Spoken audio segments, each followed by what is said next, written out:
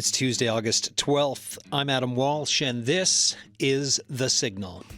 Today on the show, wildfire updates and impacts. We talk extreme heat. The phone lines are open. Folks, if you have thoughts on the wildfires or extreme heat being felt in parts of this province, most of the province, we are here.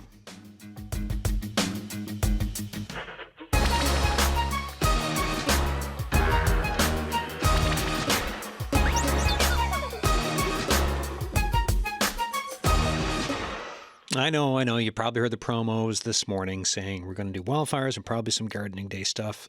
We pivoted. Typically gardening day, Tuesdays in the summer, not today. And I did think at some point yesterday we might go ahead with some version of it.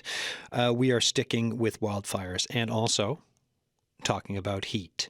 As a note, I said earlier this week, I said yesterday, that we would move our Canada Games coverage to tomorrow. That will now be moved to next week. We will still be doing Canada Games coverage, folks, but with everything going on, this feels like the best use of the Signal's resources. And the lines are open if you have thoughts on wildfires or extreme heat impacting this province. 709-722-7111, 1-800-563-8255, texts 709-327-8206, the signal at cbc.ca, and that's whether that's during this show or afterwards. If there's stuff you just want us to know or if there's avenues you think we should explore, the signal at cbc.ca. Myself and Arlette Lazarenko are constantly checking that email account. And I will say, looking at Environment Canada here.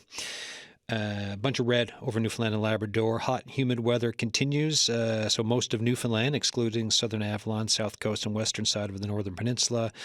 Time span ending by Thursday night. Max temperatures today and Wednesday, 29 to 34 degrees Celsius. Humidex, 34 to 41. And when you get the Humidex going to that high, it feels smothering, right? So looking for the Government of Canada on one of their websites talking about being prepared for the heat.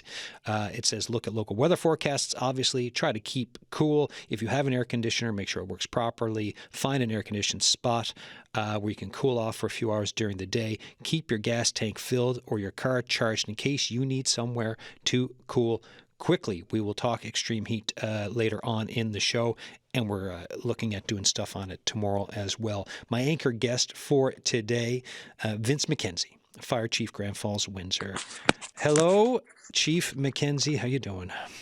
Good afternoon, sir. How are you? Good, sir. Thanks for taking the call this morning as the show pivoted to hop on the call. I know you're just back from out of town and you're hopping on this today. What's the temperature where you are at the fire station right now? I think it's 29 degrees. The last time I checked, it was around 27, so it's pretty hot here. So then, I'm thinking of the Kingston fire. I'm thinking of in and around Paddy's Pond, the Central, Labrador, as far as on the go. And then this heat thing, you as a fire chief, also as someone who's been, president of Maritime Fire Chiefs Association, so many different regional things you've been part of over the years. Where is your head today? Well, my head for the last week actually has been around fires and wildfire and the threat, of course. Praying for rain like everybody else, because as the temperatures and the dryness continues, the risk only gets higher and higher, and we're certainly seeing that manifest itself now around the province. And the last thing we need now is a couple of more fire starts in the province, because the resources, as you know, are just stretched to the max. I've talked about this week, and the example in my mind a lot is my backyard. It's crunchy. I've heard people say this as well. Everyone's saying, "Oh, it's crunchy," and we're not used to this here. For when I used to go to other parts of Canada when I was younger, in the summer grass would turn yellow, and that's kind of just what would happen, right? Here, not used to it. What's your message on just how quickly stuff can just change right now?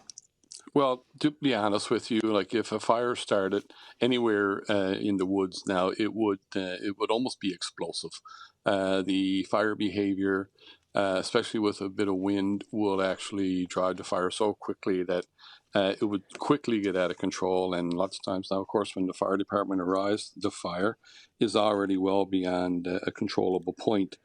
with their resources. So, so people just need to be extremely, extremely careful. If you don't need to be in the woods, if you don't need to be doing it, this is not a normal circumstance now. We need to be very cognizant of fire and the possibility. And if you're not experiencing a fire, of course, this what's going on the Avalon now in other parts of the province. It's a reminder to us all in the entire province that this could happen at any time in any municipality in a matter of minutes. So are you ready yourself right now, even though it's far from us because I'm in Grand Falls, Windsor, but it could be here in a couple of hours. And we could have a start here and it'd be the exact same situation. So is the public, are you sitting at home right now saying, yeah, I'm prepared to go out this door in 15 minutes with everything I need? And if you're not, well, now's the time to make a list and prepare and let this be a reminder to everybody how quickly it can happen. When you mentioned explosive, something that stands out from an interview news clip that and an interview last week, I believe it was Fire Chief Antle who was talking about they had to cut hoses and retreat from a fire, the Kingston fire, I believe it was.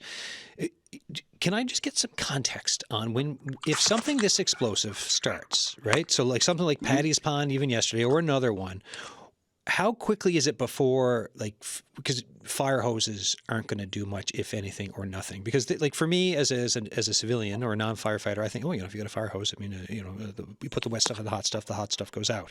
What is what is the context of that ramp up of a forest fire that can happen in these explosive conditions?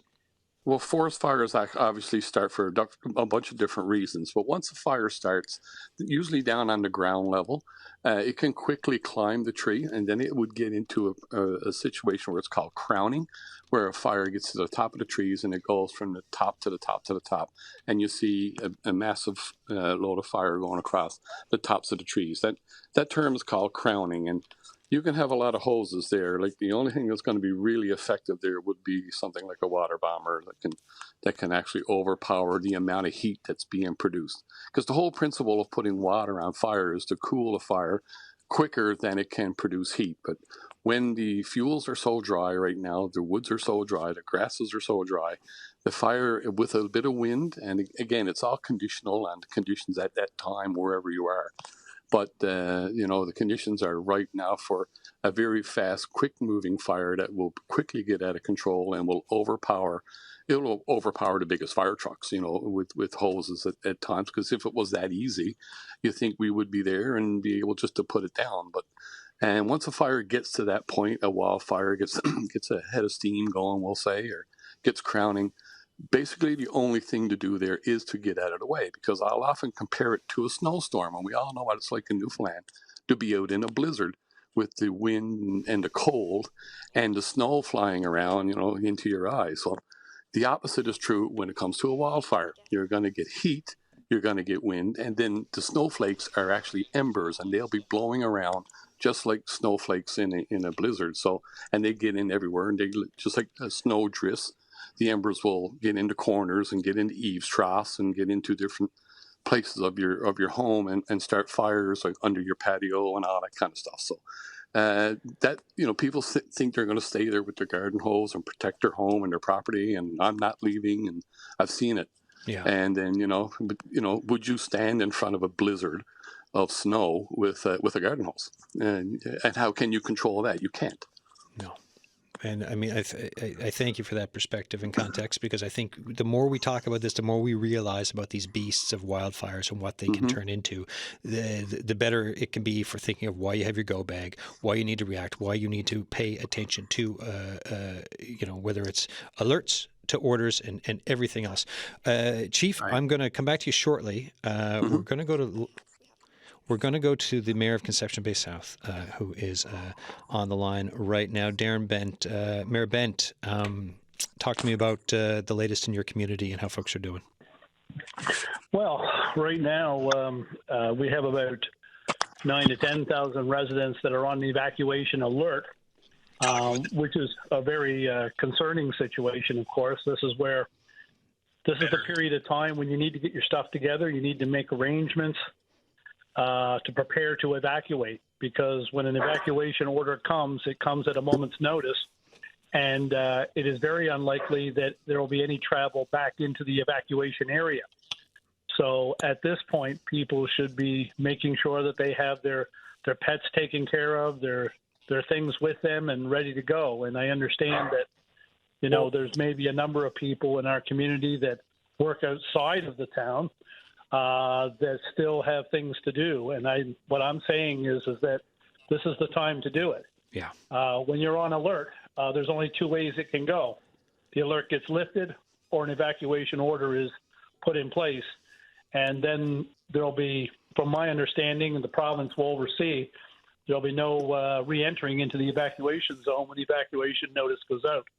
So that's a big concern right now, that people really need to take an evacuation alert very seriously. Yeah, because to keep being, and you are being crystal clear on this, Mayor Bent. I'm just thinking. I grew up Top Fowlers Road, right? That's under advisement right now to be ready. So if you are living in those areas, in that area, and you have to go to work, your go bag should probably if you're gone for the day, should probably be with you. Your stuff needs to be ready, right? Absolutely. Like with you on your person. You may not get to your house. And make arrangements. Yeah, no, absolutely.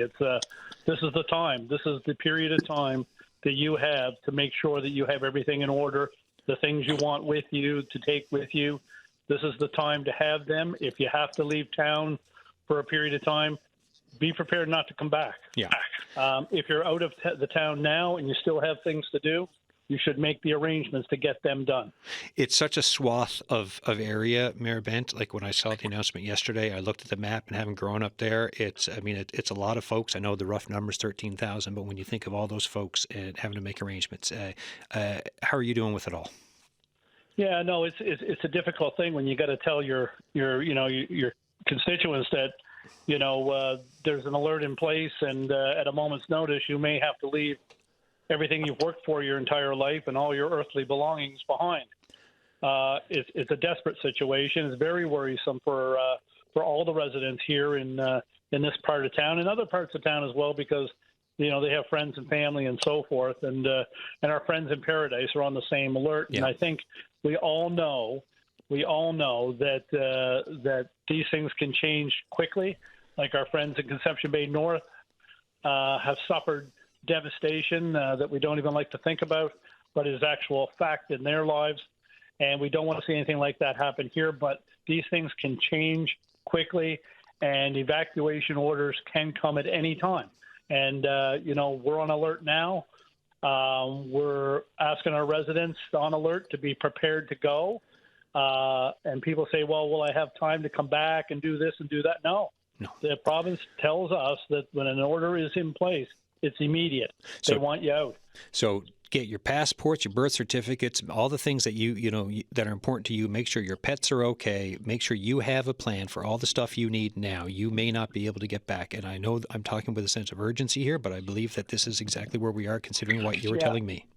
Right. I don't want to be an alarmist, but the alert is in place. It's be prepared. Yeah. Be ready now. There's no we're going to give you a secondary alert. It's not. That's it. This is it. We're in it now.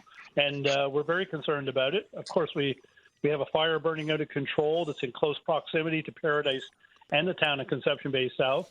And to be honest with you, Adam, there's a great concern that if the weather changes and the smoke fills our community, they're not going to wait for that to happen at the provincial level when they make the call. They're going to, if it's going to change, if it looks like it's changing, then those evacuation notices could come fairly quickly. We don't know. Yeah. And we're hoping they never come. We hope we stay on alert and they lift it and life goes on. But we have to be realist, and we have to look out for ourselves and our residents, and everyone has to look out for their things and to make sure that they're in a position to evacuate when the order comes. Mayor Bent, is there anything else to add before I let you go for today? And I appreciate your time as always on this show for talking about what is happening in your community. Yeah, no, look, we're just asking people again and I think anybody that drove from CBS into the city area this morning knows that the roads get clogged up pretty quickly. We're just asking people not to be up taking pictures or parking along the highway to get a look at what's going on. We know there are water bombers up there on that site, and we know that forestry officials and the air officials are working hard to knock this fire down as quickly or control it as quickly as they possibly can. But it's out of control, and it's not a tourist attraction. Yeah. This is serious. I mean, and we don't. If we end up with an evacuation order, we don't need people out gawking and taking pictures in the way of residents trying to get out of the area. So exactly. I ask everybody, everywhere, to just stay away from the area for now. Mayor Darren Bent, thank you so much. We will be in touch, sir. All right, take care, Adam. Cheers. Vince McKenzie, before I go to my next guest who's waiting on the line, Caitlin Trudeau. Vince, Chief McKenzie, any thoughts on what Mayor Bent was saying? Well, Mayor Bent was right on mark, and what he says. I've been incident commander on many incidents over my career, more times than I need to count. And I do want to stress that he's talking about warning now and the alert. The alert is the warning phase. And in emergency management, the warning phase is also important. And even like when we have hurricanes, we have a warning stage. It's coming. We know for 2 or 3 days or whatever. Right now, in this situation, residents of that area now are in the warning phase, and you've been warned. The worst thing about this, though, is there's no timeline. It's not like a hurricane coming where we can tell when it's going to make shore. A wildfire is so dynamic. It changes with the wind. It has its own behavior. Climate changes change the behavior to be even more unpredictable. So conditions can change, and the incident commanders, the good people there at forestry and agriculture, they have some very capable people. They're watching the weather. They have fire behavior specialists. They have all these people watching this and trying to project, but every now and then they will get surprised as well. So they will be putting out warning the evacuation alerts, and then the evacuation order. It can happen very quickly, and it can change. And that's the worst thing about being an incident commander, is that, especially when it comes to wildfire, and especially as it approaches what we call the wildland-urban interface, where the forest fire meets the town, it can get very dynamic, very quickly, very dangerous, and there's just so much at risk that people need to really heed the warnings that are coming from, and also be prepared. And again, to his point about traffic, I've often said the wildfires are not a spectator sport. Everybody can see them from all over town. But when you get in close to the area, you're obstructing the vehicle passages for emergency vehicles, and also just evacuees if they need to get out. There's just so much clutter. So great advice from the mayor. Yeah, you're adding nothing by putting it on your Instagram, by going into those zones, putting it on your Instagram and your Facebook. You're just getting in the way. And we'll, I'm going to go to my next guest, Chief, but and then we'll continue a little bit more of that discussion about the WUI, the wildland-urban interface, which we've talked about on the show for further understanding for folks. Caitlin Trudeau is on the line, Senior Research Associate, Climate Science, Climate Central. How you doing, Caitlin? I'm doing okay. How are you doing, Adam? Doing okay. Talking through some stuff here today. Yesterday, I was looking at the climate. It was yesterday morning. I was looking at the climate shift index and from Climate Central, and then I got an email after the show. Would I like an interview on this? And the answer to that is yes, or was yes. And here you are. I looked at St. John's. And just tell me about the Climate Shift Index and where things are for Newfoundland and Labrador right now. Sure. So the Climate Shift Index is a tool that we built where you can look at temperatures anywhere in the world on any given day, and it helps you understand how much more or less likely climate change has made those temperatures. So for today, for example, when you look at Newfoundland and Labrador, you see that we are experiencing temperatures that are much high above normal, right? And we can tell with the Climate Shift Index that these temperatures have been made at least 3 to 5 times more likely due to human-caused climate change. In fact, almost the entire island of Newfoundland is experiencing unusually warm temperatures that have been made at least 5 times more likely by climate change. So how do you folks get all this data together? And I'm looking. Look, I've got the locator on St. John's right now, and that 3 to 5 times more likely. Like the color's red on the map I'm looking at, which is that Labrador is part of it. Also, like globally, folks, it's Spain, it's Los Angeles, it's Egypt, Iraq. These are all places where you're saying that climate change has made the daily average temperature at least 5 times more likely. How do you get all this together? Yeah, so what we do is we basically use climate models and weather observations, and we simulate 2 different worlds. The first world is just the world we live in. So it's a world where we've added greenhouse gases to the atmosphere. The second world, we can use these models to take out those greenhouse gases that we've added. And then what we do is we figure out the probability that you get any temperature in any location. So compare it in a world with the added greenhouse gases to a world without the greenhouse gases. And we're just looking at the ratio. How much more likely is it that we would see these temperatures in our current world versus a world where we've taken out all of the human-caused greenhouse gases? Yes, and as we know, one of the drivers of wildfires is heat. Yes. Yes. Yeah. And heat, really, I like to think of it as a threat multiplier. Climate change doesn't start fires, but what it does is it really exacerbates conditions. It really sets the stage for more extreme fire behavior that just lets these fires burn out of control. They're very dangerous. I'm just curious. What now that this is out in the world for this, and folks, if you want to Google it, the Climate Shift Index global map. If you Google that, it does come up. What's the feedback from folks on this? I think that climate attribution is a very difficult thing for a lot of people to get their heads around. Yeah. We're trying to make a tool that helps people just understand the role that we're playing in the changes that we're seeing to our weather, right? So just help people connect the dots between the weather that they're feeling and the change that's driving it. And so we've had really great feedback from a lot of people all over the world. Right now, we just have it for temperature. We also have it for sea surface temperature.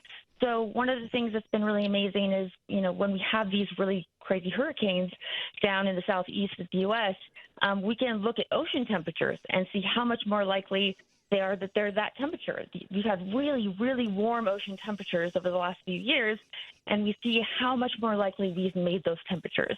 We're hoping to expand the climate change index to cover more variables. We're working on a humid heat one to help you understand the humidity. How likely is it that we have such humid heat today? And also we're going to be working on precipitation. And I think the goal is just to help people kind of simplify it and just give them a tool to help them understand the role that humans are playing in the changing weather that they're seeing and experiencing on a daily basis. So last question for you, Caitlin. When we do say, that bit when we started, St. John's, August 12th, 2025, the climate shift index is 5, meaning climate change made the daily average temperature at least 5 times more likely. What does that mean, 5 times more likely? Well, I mean, when we're trying to figure out a cap, we're just basically saying that the danger, the risk of these temperatures, everything that comes along with it, right? Like when we have high temperatures, especially during times with wildfires, high temperatures not only dry out the fuels, they let fires burn hotter, faster, longer, and they expand the fire season. So think about all the risks that come along with high temperatures. And so what we're trying to do is just basically help people understand that there is a connection here between our actions and the extreme events that we're seeing play out in the world. It doesn't mean that climate change is causing them. Fire is natural. It would happen with us, without us. But the risks that we're seeing, they're much more likely in a world with added greenhouse gases than they are in a world without. And that's really what we want people to understand. A lot of people understand the climate is changing, but they don't really know exactly why and what the role is that they're playing. So we're just trying to simplify it to help kind of normalize this. So you can go on any day, look at our map, and just see, some days there's no influence. Yeah.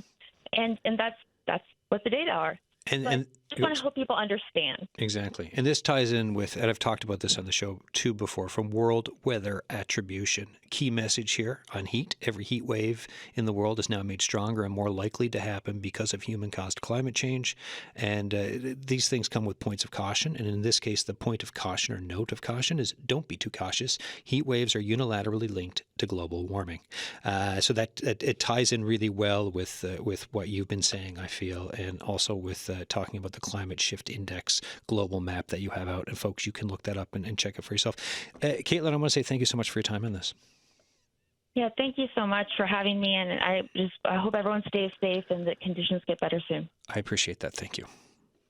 You are listening to The Signal. I'm Adam Walsh. Today on the show, typically on a Tuesday in the summer, it is gardening day. It is not today. We have stuck with coverage of wildfires, updates and impacts, extreme heat, yes, and a climate insert, because if we're talking about it all, that is also part of the discussion. My main guest, my anchor guest on the line is Fire Chief Vince McKenzie, Fire Chief Grand Falls, Windsor. You know, before we go to our next guest, Fire Chief, Chief McKenzie, I'm just wondering, well, how long have you been a firefighter for? Over 4 decades now. I've been in the fire department now 42 years. Yes, you've locked a bit of time. I'm just kind of wondering, when you look at the summers of when you started and when you look at something like this, what are your thoughts? Well, and I was just thinking of that as I was listening to the climate person there. When I first started in the fire, so we had a big forest fire here in 1986. It was my first exposure. Wildfire came right around Grand Falls, Windsor. We never lost no properties, but that was a big event, and it was a 3-day affair for us at the time till we got rain.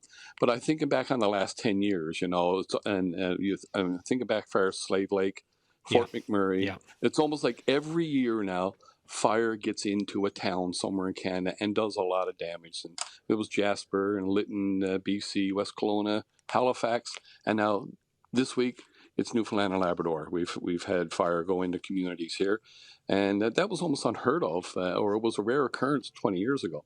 So I will say climate change is very real.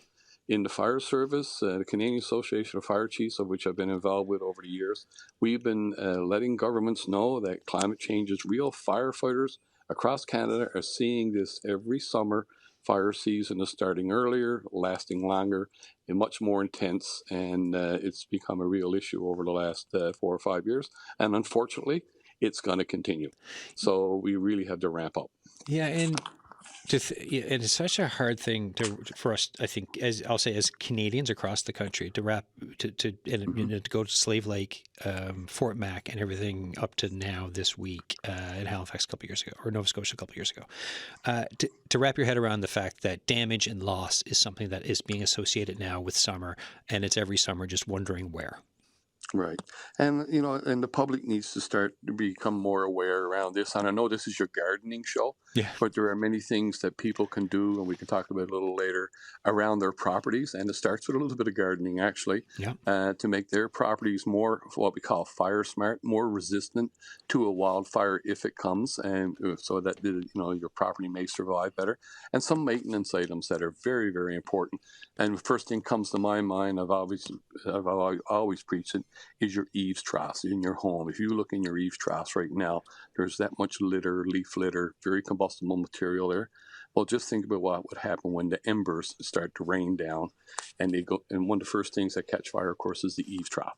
So if you keep your eaves troughs clean on a monthly or a weekly or even a yearly basis, you can really limit the risk of wildfire destroying your home. Yeah, the example I used the other day on one of our other wildfire shows was, and I got this from, I believe it's the book Fire Weather by John Vaillant. It like you think of a medieval type army, and then you've got the archers sending like the arrows ahead and like over the other troops type of a thing. And these are the embers, right, being sent ahead from this attacking force that is a wildfire. And they can go, like, there are cases in the past where they've gone over rivers, they've gone over fire breaks, you name it, and this is part of the conversation. Well, there's a common misconception that, forest fires or wildfire spreads on a big front, and you can construct a fire break and the fire stops. That's not the case in wildfire. During wildfire, fires actually spread, a kilometer or two ahead when these embers land. And I've literally been in situations where we've had fire encroaching on a street here in our community back in '83. And then when we look, there's little spot fires behind us in the grass as the embers are landing. And so the fire is literally behind us before it even approaches us from the treetops type thing, right? So I've seen it. I've been there. And wildfire can spread a kilometer or two ahead. And when you do see, the video footage or the aerial footage of the wildfires, you see one main body of fire, but then you see 15 or 20 spot fires, a kilometer or 2 kilometers ahead, right? So that's how wildfire spread. And that, we were talking to a guest who lost her home in Nova Scotia a couple of years ago, and that's what she said. She looked out across the pond or lake, thought she was fine, then looked in her backyard, it was on fire.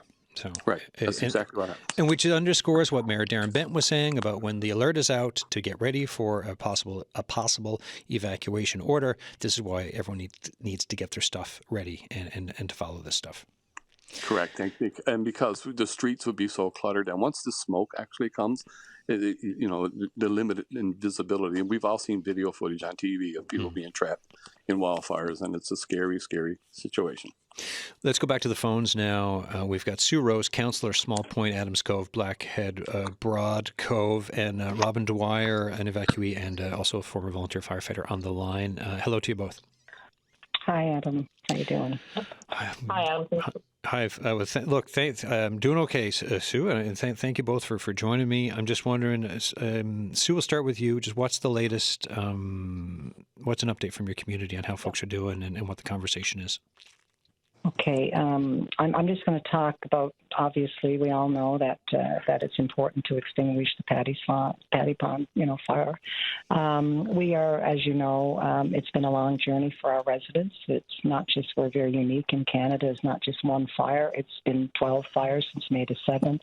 We've been living under extreme stress. We are in need of a lot of different things, from mental health supports to for everything. And today we knew last night that we were going to be losing more homes. And I want to make this statement, and I understand when firefighters are fighting a fire and it's their uncle's home or their friend's home, and they inform the person before council has documented it and actually had a chance to inform them.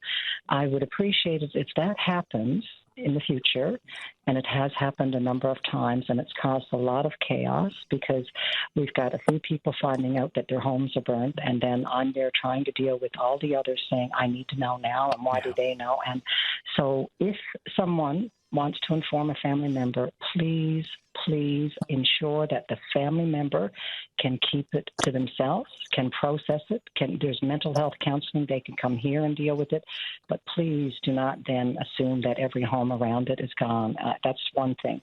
Second thing is I want to talk about that we're all struggling. This is going to be a long journey. We're all out of our homes.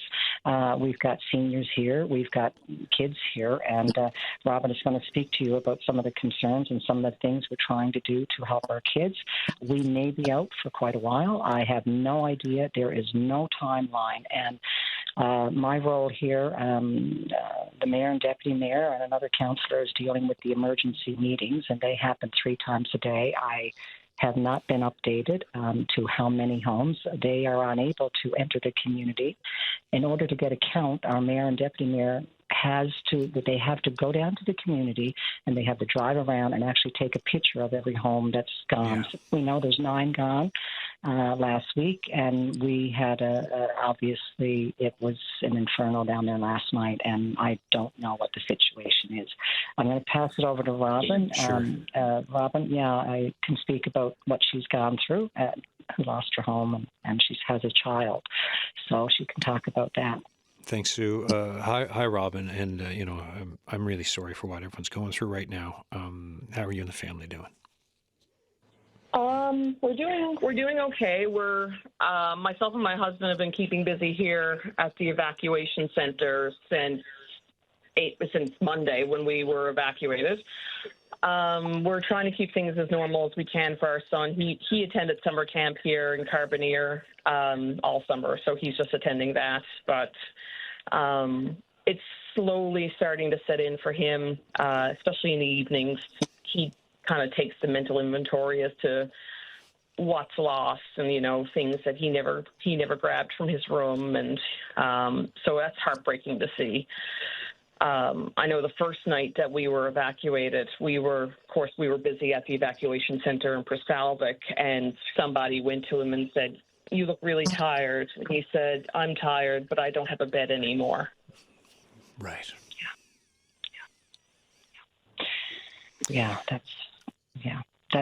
That's what I'm finding, Adam, struggling when I see families.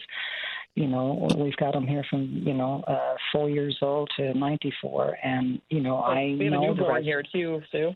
Yeah, actually, that's right. My goodness, how could I forget that? Right, we do have a newborn, so and families, that I've known over the years, I see. I only have to walk into a room and see their faces, so we all know we're on extreme. I don't even know what to call it anymore. Is it stress? Is it anxiety? So we have to all remain calm. We all have to wait and hear from council whether or not your home is standing or not. And again, I'm going to repeat, if you hear from a firefighter, and I can understand that we're families out here, our firefighters are doing their best. One thing I want to point out, and I think the fire chief can appreciate this, is that our firefighters are volunteers. They're, a lot of their equipment is very heavy. We've got a fundraiser on the go with the community, Newfoundland and Labrador. It's on our town Facebook page, and I think we're up to around 50,000 now. But there's a lot to think about when we're talking about volunteers fighting the fire, as opposed to professional wildfire fighters. Yeah. That's a totally different thing. We need them, and we know that our premier is doing, his best to get as many resources here as possible.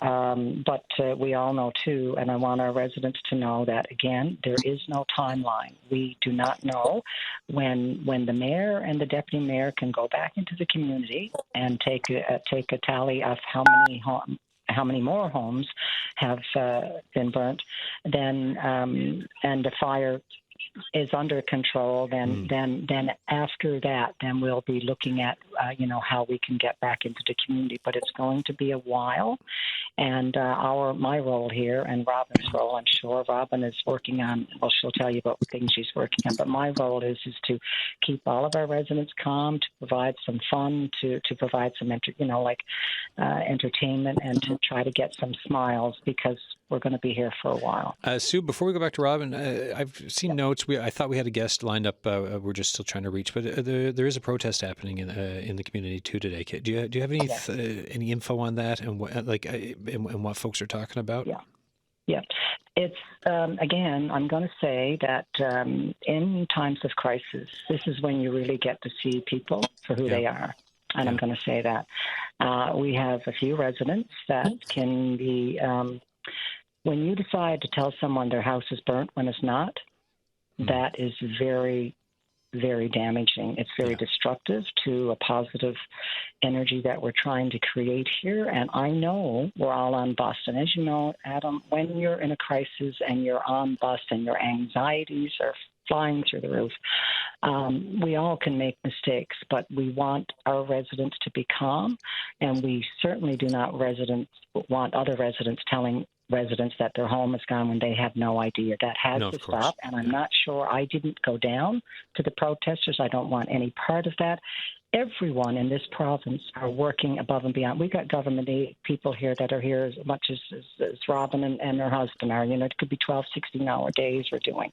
We're all exhausted, and we got a long way to go. So we have to stay positive. I want to, I talked to a few people. We had 9 people informed last week, and, 4 of them are saying I'm rebuilding, and that's giving positive energy, that we're not leaving. We're going to rebuild. But we all know that our beautiful Baccaloo trail is changed forever, and it's going to take some time to let that sink in. When we go back, we'll be going back slowly, and it will be a lot to take in. And but we're not there yet. So we all have to remain here and try to support each other in a calm way, and not come in and try to talk about things that you're not at all should be talking about. Totally, yeah. Robin Dwyer, any other thoughts that you want to add before I let you both go? I guess just to kind of tie into what Sue said about the protest, it's not helpful. I kind of got wind of it this morning on Facebook that this was happening. People are angry at the fact that, they're hearing of water bombers going to Paddy's Pond and not coming to Kingston Fire. I mean, and I'm sure the fire chief, if he's still on the line, could attest to this as well. It's all about fire behavior, wind conditions, things like that directs where the water bombers go for optimal attack. And if there's smoke, they can't see. So I understand where people are angry and frustrated. Trust me. I mean, we lost our house. I totally get it. But this is not the way to express it, not across the road from the evacuation center, where people here are trying to stay positive and we're trying to make this as a safe place for them. This is not the way to do it. Yeah. I appreciate. Adam, yeah, go Adam, ahead. This is their home. Like, let's remember, our evacuees, our residents here are now. It's not just our. It's not just Small Point, Broad Cove, Blackhead, Adams Cove, Kingston, Wester Bay. It's other communities, and yes, a lot of us know each other. And but this is now their home. This is where we want to have safe and sort of try to lift our spirits. And we, as Robin said, this is so not helpful at all. And we have to step back and reevaluate what purpose is this serving except to increase people's anxieties. And so I'm trying to get everyone to come back in. We're going to have a wonderful lunch. I got to say, the volunteers here at the school are doing an absolutely amazing job. Absolutely. We have mental health, we have social work, we have income, we have I guess about, Robin, 12, 15 people from various departments in government. They're here 16 hours a day. So we have lots of support if anyone has any questions. But please, let's wait until the proper authorities confirm what home is gone and what home is not, and let's stop beating up on. We're all in the boat. We all need to row together. This is Newfoundland. We're, like Minister Hagee said, this is a tinderbox. Yeah. And, we could talk about what we could have done and should have done, but what we need to think about is moving forward and rebuilding our community. We're going to rebuild, and we are going to rebuild and make this place that we love so much beautiful again. It's a long road ahead, and we will stay with. I appreciate your updates. Continually. I got to run. Sorry. Thank you very much, and I'll talk to you both Thanks again soon. Sue Rose, Robin Dwyer, thank you. Thanks for having us, Adam. Thank you very much. Folks, and we will obviously we continue these discussions. We continue with updates. We hear from folks. The newsroom is doing what it does. All the CBC NL real estate is doing what it does to continue following this. We are now going to go, before I go back to Chief McKenzie for a couple of points on what we just heard. Let's go to Gander. Mayor Percy Farwell is on the line. Mayor Farwell, how's the heat going in Gander, and what's your mayor hat, and what's the town thinking and doing about it for helping folks? Well, the heat is hot. Yeah. The heat is on. Yeah. It is warm. There's no doubt. I mean, and some people are more susceptible to those temperatures than others. It's more risky than others. In terms of I think we're expecting humidex exceeding 40 degrees today, which is a pretty warm day.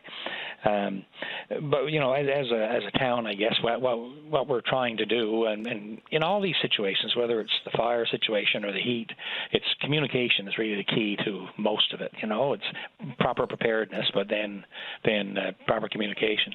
So we've previously, when we've had a few hot days, put out some communication indicating locations where it would be suitable for people to seek some relief. Not everybody has a heat pump and air conditioning and that kind of thing. And, you know, and particularly our elderly, they are probably a bit more vulnerable than others. So, you know, we're encouraging people to use air-conditioned spaces where they can. We have some town infrastructure, and most notably the Steel Community Center, which is open to the public all day and is air conditioned, and it has the ice surface in place currently, providing naturally cool conditions. There's some light entertainment there if people want to go hang out. There's some hockey camps there and things that you can sit down and watch. Yeah. And there's water filling stations available and these sorts of things. So we're encouraging people to use that. There's a couple indoor pools here in Gander at the Arts and Culture Center and the Nine Wing Fitness Center. They offer some relief. We've got a splash pad if someone needs to get outdoors with their kids and keep them cool. Then we've got a splash pad that's good for children to get out and cool down at the same time. And there's outdoor spaces where there's good shade, like our Cobb's Pond Rotary Park and so on. There's a natural environment near water that's got lots of shade. Of course, we have to with suggesting anything going in the outdoors, shady areas outdoors. We want to make sure people understand that safety is paramount in terms of fire safety, because we don't want to encourage people to seek shade in the woods to cool down and ultimately result in starting a fire, which is not in anybody's best interest, obviously. So that's mostly what we're trying to do is communicate. We have a new system we just put in place a few months ago, a text from the town system where people can subscribe for free, obviously, and get notifications sent right to their phones on any issues like this, that if we need to let people know what to do, where to go for any purpose. So we're encouraging more people to sign up for that. The more we have subscribed, the better. How do they sign up for it? What's the number for that? How do they sign up? You'd go to, now that's a good question. I think it's you just go to our website, www.gandercanada.com, and I think you'll find a tab there where you can go in and register, right? Okay. And register your number and so on, and say you are willing to receive these texts. And that could be anything from a water shutoff to a power outage to emergency measures, it's a good way to get right to people's phones, which is people typically aren't very far from their phones. So communication is the key thing. So, if our residents are wondering about anything around, where to go to stay cool or what to do in the event of an evacuation alert or anything like that, through our social media and through our website and through our text program we have, we should be able to get information out, and we would encourage people to keep themselves posted in that regard as well. Mayor Farwell, I appreciate your time and the update. It's we're talking wildfires here on the show. We're also talking heat because there's multiple things going on that could impact folks differently. So thanks for coming on the show. Oh, no problem. Anytime. Right. Cheers. Yeah. Mayor Percy Farwell there, Mayor of Gander. Let me go back to my anchor guest here, Fire Chief Vince McKenzie, Chief of the for Grand Falls, Windsor. Sir, so we've had a couple conversations since we last talked. Any thoughts from what you've heard from around the Kingston fire, like there with Sue Rose and Robin Dwyer, or with what Mayor Farwell was saying?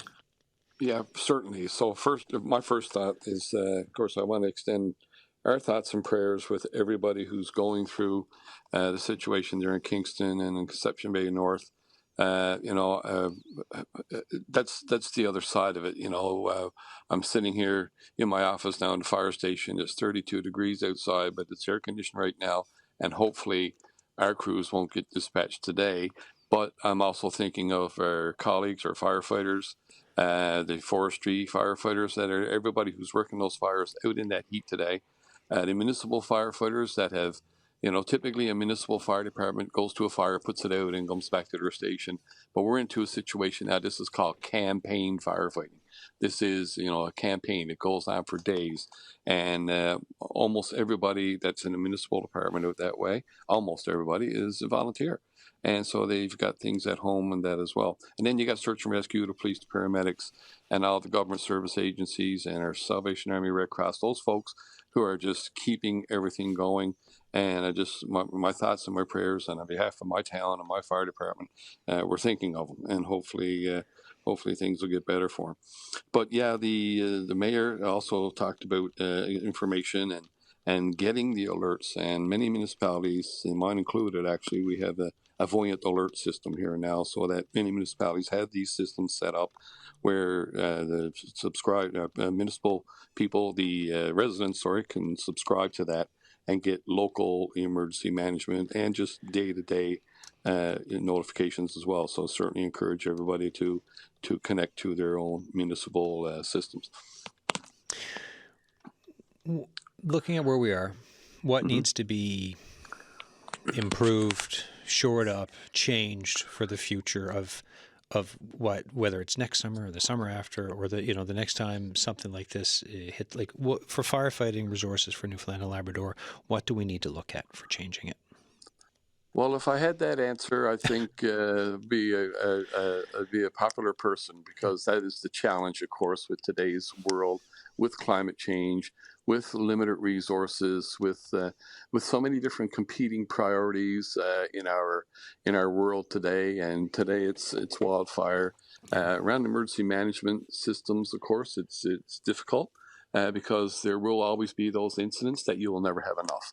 Yeah. And that's what happens, and we're seeing that now. We're calling in resources from other provinces, and it's not enough, because at the end of the day, it's going to take the weather to stop these events and a good drowning of rain type thing, right? So, but other than that, increased awareness around emergency preparedness in our municipalities, and not only the municipality, it's not the municipality's responsibility as much as it is every resident's responsibility to think about emergency preparedness, think about what you need to do if you're out of your home for 72 hours, because when we get events like this, the municipality and governments on all levels become so challenged that you just simply cannot meet the needs of everybody. And the first 72 hours, literally, you can be on your own. So I think the government, the province, has done an excellent job in mitigating these situations and helping where we can. But there will always be those folks that will criticize because it's never enough. And those are the situations that we run into. But I also want to give a shout out to the incident commanders that are dealing with this, because I know their world, and to make dynamic decisions on rapidly changing events like this, and when you got so many lives and so much public at stake, it's a very stressful situation. So I know there are, the incident management teams with forestry and with the government and with the municipal fire departments and the paramedics and the police, everybody, somebody has got to sit back and make decisions based on information that is ever changing as it comes in, but you make the best decision at the times. And some people will say, a week later it was overkill, and then some people will say it wasn't enough, because right now, we can go by the training and experience of our incident commanders and the information at hand. So that's a very, very, very challenging position to be in. So my thoughts are with those folks as well, and I want to give a shout out to them. They're doing an excellent job. And let's talk about the water bomber pilots. Like they're frontline. That's what we see all the time. But the support crews that are around them as well on the ground, and the ground crews with forestry, and the municipal fire departments.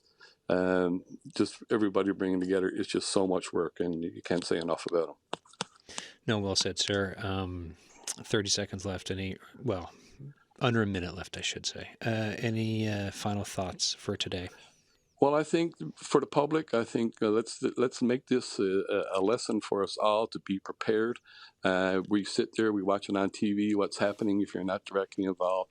But again, if a little reminder, are you ready now in your small town in Newfoundland if a sudden event happened? And it don't have to be a wildfire. It could be a vehicle accident in front of your house or whatever at the end of the day. Are you ready? Do you have your go bag ready? Or do you even have a list of stuff put in a bag so that you can grab this list, fill the stuff in the bag, and then leave? Because that is very, very important. Fire Chief Vince McKenzie, thank you for answering my call this morning and doing this show, because you've said some real valuable stuff. I appreciate your time. You're very welcome. And again, thoughts and prayers with everybody out there. Just hope everybody stays safe and we get through this without any injury or loss of life. Thank you, sir. Be well. Thank you. Fire Chief Vince McKenzie there. Folks, if you have thoughts for today's show, any show, the signal at cbc.ca. Housekeeping stuff, just to let you know, there is a media, the Premier Hogan, along with Minister Haggie, and also Dr. Janice Fitzgerald, the Chief Medical Officer of Health. They're going to have a wildfire update media availability at 1:30 p.m. Island time. Half an hour earlier, most of Labrador. We will bring you that live. So we will be back. You'll hear my voice at 1:30 p.m. Island time. And the minute that media availability starts with the wildfire update, you will have it in your radios, everyone. Tomorrow, like I said at the beginning of the show, we're moving our Canada Games coverage to next week, so you will hear from volunteers and athletes and all that great stuff next week. Tomorrow we have a guest talking about fire behavior. We're also looking at some extreme heat and more on the latest on impacts and what you need to know about the wildfire situations across Newfoundland and Labrador. Thank you all for listening. Cheers.